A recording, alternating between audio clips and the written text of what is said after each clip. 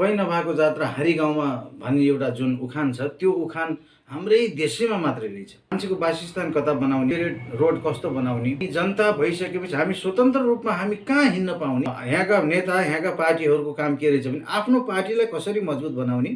यस्तै खाले घटना घटिरहेका छन्, मान्छे मरिराखेका छन्, उहाँलाई बाइकले हानिदिएको छ, साँच्चै उहाँ निको हुनुहोला या नहुनुहोला को अवस्था गम्भीर छ। हामी निर्दोष जनताहरूले न्याय कहाँबाट पाउने हो, हामी निर्दोष जनताहरूले सरकारबाट के आशा गर्ने हो र हामी निर्दोष जनताहरूले सरकारबाट पाएको सुविधामा कुन हिसाबले हामी कुन सुविधालाई कहाँ युज गरेर हामी खुसीका साथ रमाउने हो, यो कुरा सुधार हुनु पर्यो। जनतालाई प्रत्यक्ष रूपमा केही परिवर्तन भएको महसुस दिलाउनु पर्यो। 2 लाइन 4 लाइन 6 लाइन 8 लाइन 10 लाइनका 12-16 लाइनका अन्त हिती इन्डियाले 150 वर्ष अगाडि रेल गुरायो, पानी जहाज चलायो।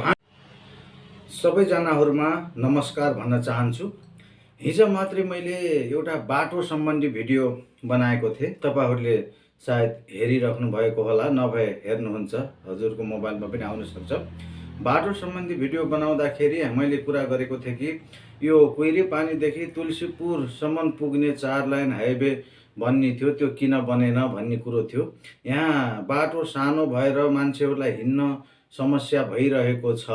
2टा गाडी ठुल्ठुला एकसाथमा हिँड्यो भने त्यहाँ यात्रा गर्न कठिन छ, यतातिर खोल्सो छ भनेपछि एकदम आफूलाई सतर्क बनाएर डरको भएको अवस्थामा हामी यहाँ भइराखेका छौँ। यहीँदेखि डाइरेक्टै तुलसीपुरसम्म बाटो भइदिएको भए यहाँका जनता पनि लाभान्वित हुन्थे, खुसी हुन्थे।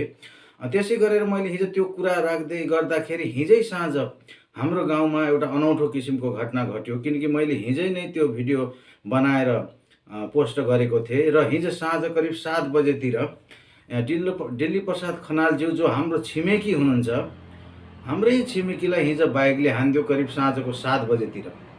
उहाँको अवस्था अहिले नाजुक छ, आइसियुमा हुनुहुन्छ, उहाँको शरीर आवाज जावत चलचलन केही छैन, उहाँको अवस्था के हुने हो भन्ने कुरो केही छैन। ल हेर्नुहोस् त, हामीले स्वतन्त्र रूपमा आफ्नो बाटोमा पनि हामी जनताले हिँड्न नपाउने भयौँ। त्यसै गरेर ड्राइभरहरूले गाडी चलाउँदाखेरि पनि उनीहरूले निर्धक्कसँग उनले चलाउन नसक्ने अवस्था भयो। यो पै नभएको जात्रा हारी गाउँमा भन्ने एउटा जुन उखान छ त्यो उखान हाम्रै देशैमा मात्रै रहेछ। किनभने हामी धेरै देशमा घुम्यौँ, धेरै देशमा बस्यौँ, मान्छेको वासस्थान कता बनाउने, गाडी चल्ने हाइवे रोड कस्तो बनाउने र व्यापारिक केन्द्र कहाँ बनाउने भनेर हरेक देशमा त्यो सिस्टम बनेको छ। यो हाम्रो देशमा मात्रै बिना सिस्टम र बिना उसको चलिरहेछ। यसरी कसरी हुन्छ हजुर? हामी निर्दोष जनताहरूलाई यो कहिलेसम्म यस्तो हुन्छ? त्यसकारण हाम्रै घरकै छिमेकी, हाम्रो घर अगाडिको छिमेकी जुन 73 वर्षीय हुनुहुन्छ, उहाँ हिजो साँझ त्यस्तो अवस्था भयो भनेपछि अब उहाँको शरीर के हुने हो, उहाँ निको हुनुहुने हो कि होइन, त्यो कुरो हामीलाई बहुत टेन्सन छ। तर हामी जनता भइसकेपछि हामी स्वतन्त्र रूपमा हामी कहाँ हिँड्न पाउने, कहाँ हिँड्ने? स्वतन्त्र रूपमा हिँड्नको लागि हामीलाई पैदल यात्रा को लागि हामीलाई त्यो मापदण्ड अनुसारको बाटोमा हामी पैदल हिँड्नेलाई पैदल हिँड्नु पर्यो, हुनु पर्यो बाटो। त्यसै गरेर गाडी चलाउनेलाई पनि निर्धक्कसँग चलाउन पाओस्। यो हरेक देशमा यस्तै सिस्टम छ। यो हाम्रो नेपालमा मात्रै के हो? यो के साँच्चै हाम्रो देशका नेताहरू अहिलेभन्दा 150-200 वर्षदेखि विदेशमा गएर आउन जानी गरिरहे, उहाँको सिस्टम देखिरहेछन्, उहाँको तरतिब देखिरहन्। यहाँका नेता यहाँका पार्टीहरूको काम के रहेछ भने आफ्नो पार्टीलाई कसरी मजबुत बनाउने र आफ्ना पार्टीका कार्यकर्तालाई कसरी मजबुत बनाउने भन्ने मात्रै रहेछ। हामी जस्तो निर्दोष जनताहरूलाई उहाँहरूले हेर्नुहुन्न। त्यसकारण हामी कति दिनसम्म कुन ठाउँमा बाटामा यात्रा गर्ने हो? हामी कुन ठाउँ हिँडेर हामी गन्तव्यसम्म पुग्ने हो? हामी पैदल हिँड्न पर्यो होइन? पैदल हिँड्न पर्यो, गाउँघरमा यताउता आउने जाने गर्दाखेरि बाटामा हिँड्न पर्यो, अन्त जाँदा गाडीमा जाम्ला। तर गाउँमा ओरोदोरो गर्दाखेरि त हामी पैदल हिँड्न पर्यो नि। त्यो बाटो हामीले कहाँको बाटो युज गर्ने हो? सिधै त्यही गाडी हिँड्ने बाटैमा हामी हिँड्दै जाँदाखेरि हाम्रै गाउँ समाजमा यस्तै खाले घटना घटिरहेका छन्, मान्छे मरिराखेका छन्, उहाँलाई बाइकले हानिदिएको छ, साँच्चै उहाँ निको हुनुहोला या नहुनुहोला को अवस्था गम्भीर छ, आइसियुमा हुनुहुन्छ। त्यसकारण हाम्रो समस्या कसले बुझ्ने हो? जनताको समस्या कुन नेताले बुझ्ने हो?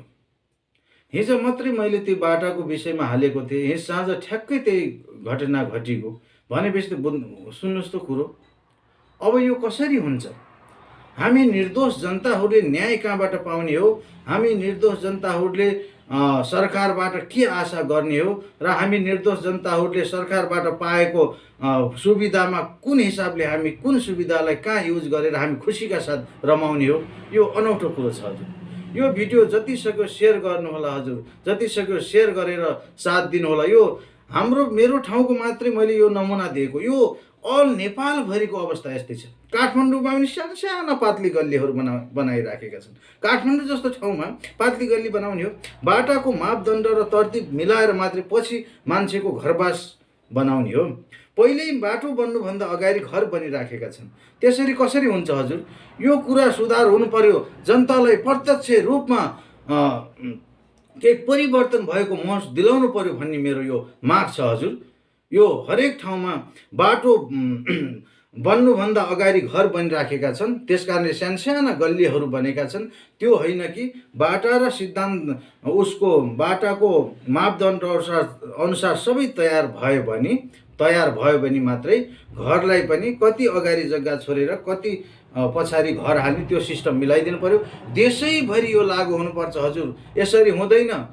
तपाईँ हामीले यो कमाउने चक्करमा यस्तो गरेर हुँदैन। हाम्रा छोरा नातिहरूलाई यो कसरी यो ठाउँमा रहने हो? अहिले गाडी नभएको पनि पछि 10-20 वर्ष पछाडि हरेक घरमा गाडी घोडा हुन्छ। त्यो गाडी घोडा कुन बाटामा कुदाउने हो?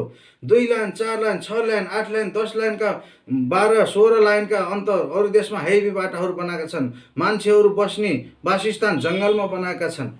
त्यो कारणले गर्दा सबै कुरो विकास एउटा परिपाटी पारेर मात्रै हुन्छ हजुर। त्यत्तिकै विकास हुँदैन, मुखले विकास हुँदैन।